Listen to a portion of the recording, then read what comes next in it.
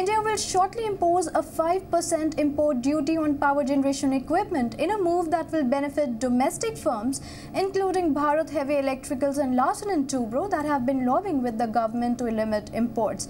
But according to rating agency ICRA, while this duty protection has been a positive for domestic manufacturers, this would increase capital cost for future generation projects and would increase cost of power generation by around 2%. In a move aimed at providing cushion of domestic players such as BHEL and L&T from cheap imports, especially from China, the cabinet on Thursday decided to slap higher duty on overseas power equipment.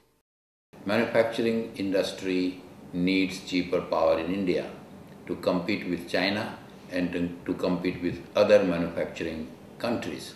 That is more important than protecting the interest of a few power plant equipment manufacturers. Imported equipment, particularly from China, contributed to about 30% capacity addition during the 11th five-year plan period ended March 2012. The duty structure will be the same for so-called mega projects or those generating at least 1000 megawatts and non-mega projects. As it is, fuel price is increasing because of domestic coal not picking up. Only about 60–70% of the fuel linkage will be available. People will have to import coal. As a result, power price will go up. And on the top of it, if we put import duty on mega projects, when they import equipment from outside, the cost of power will further go up. In addition, the government will also impose a 12% countervailing duty, a sort of equalization levy, to make up for the excise duty on local products, and 4% special additional duty, taking the effective tax rate to 21%. This in turn implies an effective duty protection of 9% for domestic manufacturers. The duty is applicable for prospective imports, although there is no clarity over the applicable date. This is also reflected in the fact that fresh order inflows for the sector have been adversely affected over the last 18-month period. Further, overcapacity in the domestic power equipment sector as against the expected demand would continue to result in intense competition and cause pricing pressure. India's power requirement over the years has largely been dominated by coal-based generation, with close to 55% of the 182 gigawatt of installed capacity. However, more stringent rules and norms brought about recently by the Ministry of Environment and Forest over award of coal blocks have left many developers devoid of coal linkages. Country is expected to face coal shortfall of 238 million tons per annum by 2016-17 if current scenario continues. On top of that, securing fuel from imported coal market is becoming increasingly costly and uncertain. The recent changes in international markets, new mining law in Indonesia and Australia has significantly impacted the cost of imported coal for Indian companies.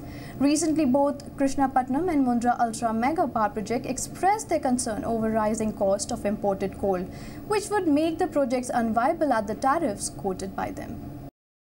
The 11th plan projected India's coal demand to grow at 9.7% per annum against 5.7% during the 10th plan, almost a twofold increase. Coal India produced 431 million tons of coal in 2010-11 against the targeted production of 460.5 million tons. One of the key reasons for the non-achievement by CIL was locking of some of the resources in no-go areas earlier declared by Ministry of Environment and Forests.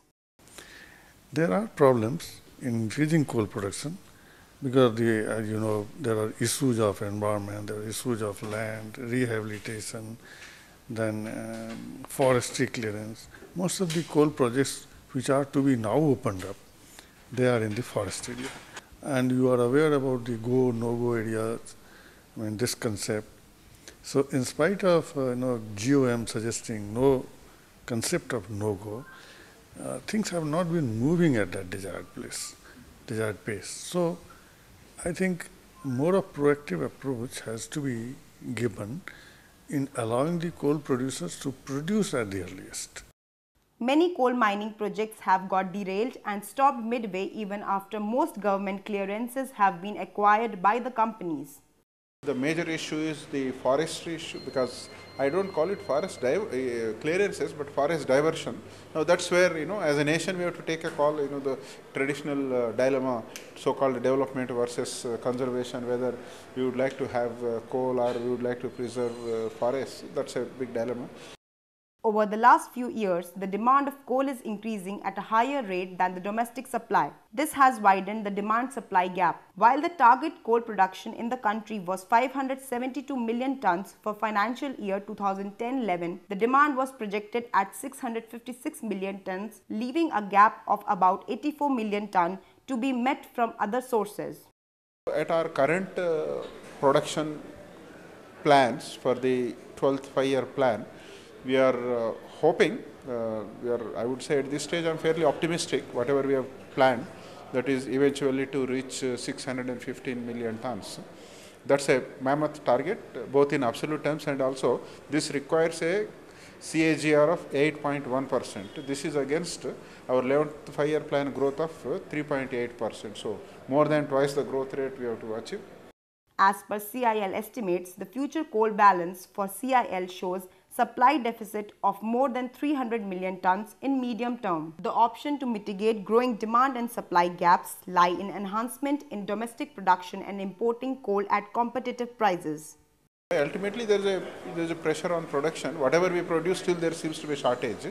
So the balance, the power producers have to meet it from the import. Around 10 to 15% or even close to 20% possibly, they have to import and blend and use it. That's a, we have a situation where either you meet 100%, but then we don't grow at this rate, or you grow and meet only 80-85% and the balance you meet from the import.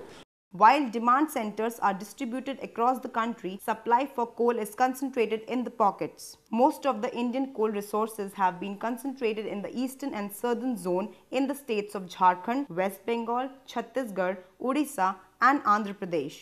Mandragar in Chhattisgarh, Ib Valley in Odisha, Talcher in Odisha, and North Kanpura in Jharkhand. These are the 4 coal fields which are relatively newer, but they have vast potential of production. Now, since there is no rail line existing in these coal fields, unless the rail infrastructure is created there, the growth in production is not likely to come up, because there are projects sanctioned already with all clearances, but we can't produce because there is no movement of coal infrastructure.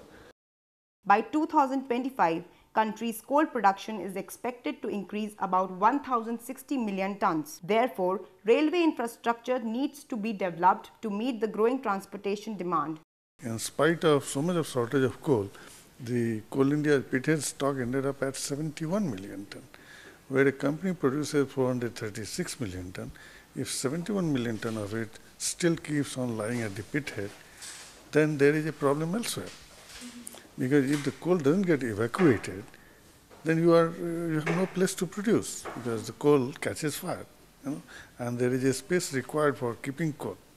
So the basic issue is not how to produce more coal. Yes, it is one of them, but the basic issue today is how to move the produced coal from the pit heads or from the mine heads to the power plants. The Indian Railways will need to increase capacity in the short term for handling machineries, equipment and other developmental facilities. A solution to increase the domestic production also lies in the development of mining technology to increase the productivity and capacity. As the imported coal could not be a solution for the sector, the country must increase local output, and one way of doing this is to open up the coal sector for private players. But the government lacks willingness to do that. Opening up coal mining for private players would persist until the country appoints a coal regulator.